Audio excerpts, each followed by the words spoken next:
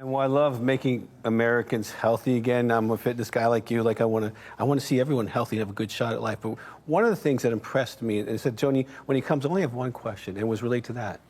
You said for 19 years you've been praying. People don't necessarily know you as the spiritual side of Robert, but you've had a spiritual awakening, and that has really helped you along the way. Can you just talk a little bit about that? Well, I've talked a lot about kind of on my journey, but first of all, I was raised in a very, very Catholic family. Mm-hmm. And I integrated that into my, into my thought, into my soul. So I never had any bad experience with the Catholic Church. A lot of people did, but I didn't. Mine was all good. We prayed the rosary every day, sometimes on multiple occasions. We went to church almost every day. Well, in the summer, sometimes twice a day. Right. And we prayed before and after meals. We prayed the rosary at night. We read the Bible every night. My dad read the Bible to me. So that was part of who I was growing up. But I was a heroin addict for 14 years. And when you're living against conscience, which is a feature of addiction, you tend to push any notion of God over the periphery of your horizons. And so I never walked away from the faith, but it just wasn't part of my life. Mm-hmm. And then I got sober in September of 1983. I was 28 years old. And I had at that point a spiritual awakening. I had a friend. You want me to talk about this? Yes, yeah, just Love it. How do people even know this part of you? Do it. Our audience loves hearing this. So I knew, that the person I was going to take drugs again. And I knew I had to have some kind of profound spiritual realignment. And I didn't want to be out on the street sort of wanting drugs and white knuckling it and struggling with that. I wanted to be like a normal person who woke up every day and just never thought about it. And I knew that there had been people throughout history, because we read the lives of the saints, and many of the saints had that as part of their experience. St. Augustine had been a womanizer. He was living in a bordello until he was 30 years old. His mother, St. Monica, was praying for him every day, and finally, when he was 30, he had this spiritual realignment. St. Francis of Assisi had the same thing. And then, of course, St. Paul at Damascus had the same thing. And I had a personal friend. It was a friend of one of my brothers, a brother of mine, David, who died of this disease. And he had become a Mooney. He had become a follower of Reverend Sun Myung Moon, and he had joined the Unification Church. And he still hung out with us, but he didn't want to take drugs anymore. And he would talk about his stuff, his newfound life, but he didn't want to. He had the compulsion that he had before was gone. And I used to think about him when I first was getting sober, and I would think,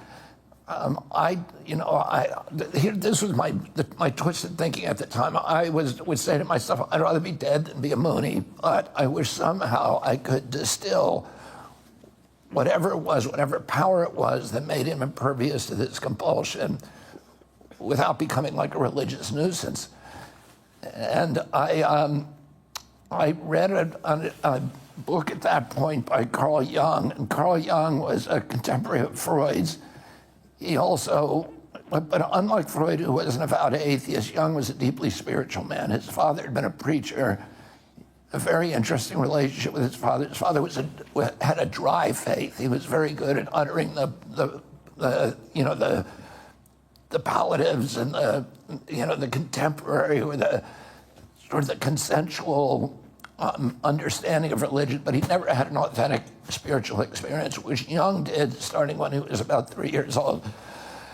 And Jung wrote this book called Synchronicity, where he talks about these coincidences that happen in our daily lives. And, all of us have these things happen to us where you're maybe talking about somebody that you haven't thought about for 20 years. And all of a sudden the phone rings and that person's on the line. And Jung considered those interventions by God who would break his own rule, defy the laws of percentages, defy the laws of chance, and come in and tap us on the shoulder and say that I'm here. He actually tells a story in this book of a patient. He ran the biggest sanitarium in Europe, in Zurich. He talks about a patient, a female patient, who was sitting on a couch talking to him about a dream she had. And in the dream, the fulcrum of the dream, the subject is a scarab beetle. And the scarab beetle is a very common piece of iconography that's on the hieroglyphics in Egypt and on the tombs and the obelisks. But they don't exist in Northern Europe. And he was in Zurich, and he hears this bing, bing, bing on the window behind him, and it irritates him, but he doesn't want to take his attention off the patient by seeing what it is. And ultimately, he stands up in exasperation. He throws the window open, and a scarab beetle flies in and lands in his palm. And he shows it to this woman, and he said, "Is this what you were dreaming about?"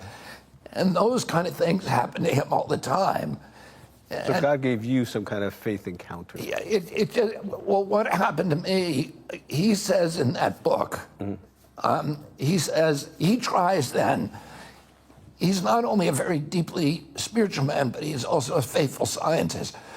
So he tries to use scientific tools. He tries to reproduce that experience in a clinical setting. And he puts one guy in one room and another guy in another room, and have them flip cards. And he tries to get them to guess what the other guy is flipping. And he thinks if he can beat the laws of mathematics of chance, that he will have proved the existence of a supernatural law, because he's beating natural law. Yeah. He never succeeds in doing it, and to his credit, he admits that in this book. What he says is, I can't prove using spiritual or using empirical tools and scientific tools the existence of a God.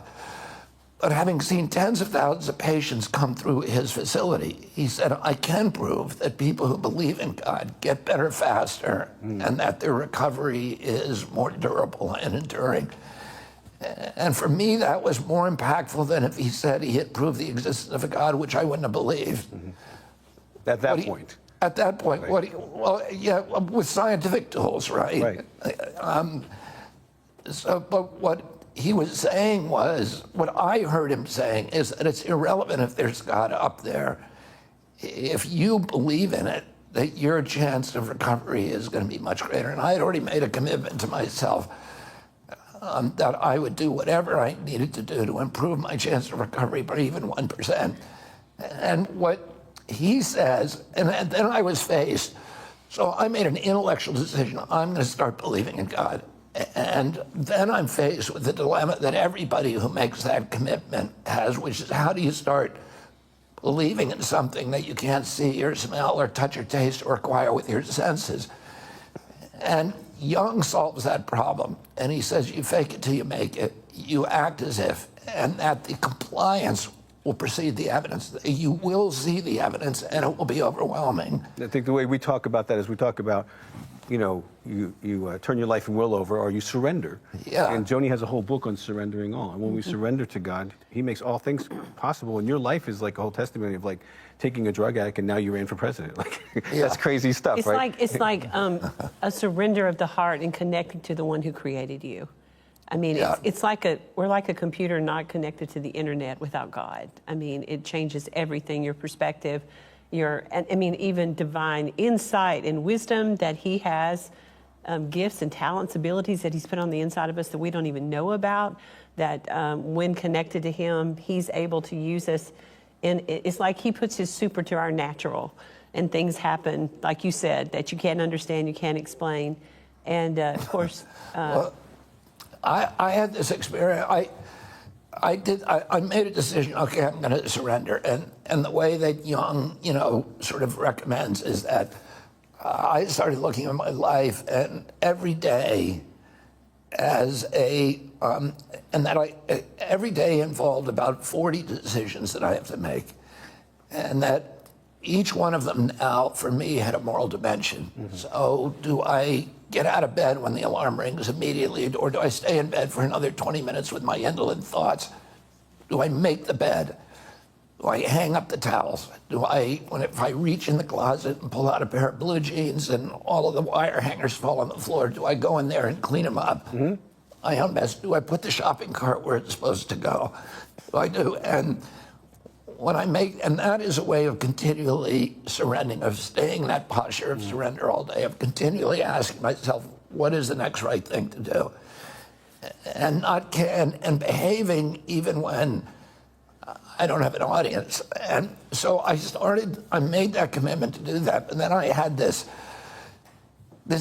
day that I finished that book, and I was very moved by that book. And the day that I finished that book, I went out on a volleyball court, and somebody hit a volleyball on this very, a really powerful punch, and it came down and it landed on top of the goalpost.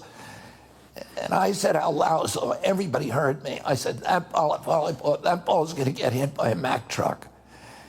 And the ball bounced back up, and it went on kind of an errant flight, and then it landed on top of a chain link fence, rolled over the other side, and then it rolled about 60 or 80 feet down into a major thoroughfare, and a big diesel 18-wheeler with the bulldog on the hood came by and popped it with this resounding pop. And there was just a moment when everybody went and looked at me and said, how did you do that? And then the moment passed. But to me, I had just finished that book, and it was like, that was kind of my it's kind of a poor man's spiritual awakening.